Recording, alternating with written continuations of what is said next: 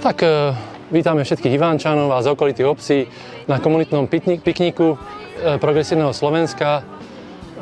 Pripravili sme taký piknik pre deti alebo rodičov s deťmi, aby sa tu pohrali, aby sa zabavili. A bude to stretnutie s poslancami Národnej rady Slovenskej republiky za Progresívne Slovensko. A ako ľudia prichádzajú, tu vidíte poslankyňu Janku Hanuliakovú, tak máme tu 5 stanovíšť. Deti budú absolvovať stanovištia a na každom dostanú pečiatku a potom, keď budú vyplnení teda všetky disciplíny splnené, tak dostane zmrzlinu. Takže moje meno je Jana Hanuliaková a som poslankyňou Národnej rady Slovenskej republiky za Progresívne Slovensko. Áno, tak teším sa, že sme dneska tu v Ivanke pri Dunaji, že sa tu robí tento komunitný piknik, pretože si myslím, že je dôležité, aby sa prepájali komunity a ľudia, ktorí žijú v mestách a obciach našich. A práve v takomto satelite, ako je Ivanka pri Dunaji, keďže vieme, že sa sem veľmi veľa ľudí sťahuje, podľa mňa je ešte o to dôležitejšie, aby sa tí ľudia spoznávali a vytvárali naozaj príjemné prostredie pre život. A my urobíme všetko preto aj v budúcich komunálnych voľbách, aby sa naše obce rozvíjali čo najlepšie.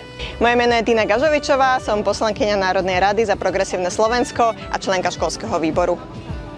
Veľmi sa teším, že dneska môžeme byť na komunitnom pikniku v Ivanke pri Dunaji. Pripravili sme aktivity aj pre deti.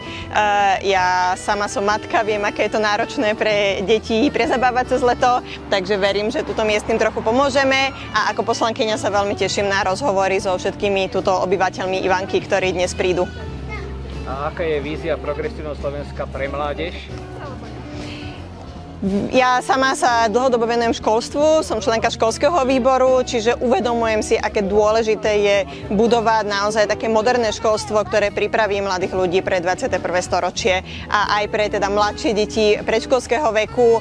Vieme, že štát musí ponúkať či už škôlky, jasle a aj takéto prázdninové aktivity. A viete niečo ponúknuť aj pre staršiu generáciu, povedzme pre dôchodcov, ako som ja? Samozrejme, máme program aj pre seniorský vek, máme teraz aj seniorskú platformu priamo v Progresívnom Slovensku a mimochodom aj vo vzdelávaní sa venujeme aj celoživotnému vzdelávaniu a napríklad digitalizačným zručnostiam aj pre ľudí v seniorskom veku. Tak moje meno je Jano Argáš a som poslanec Národnej rady za Progresívne Slovensko. Čo to je dneska za akcia tu v Ivanke pri Dunaji?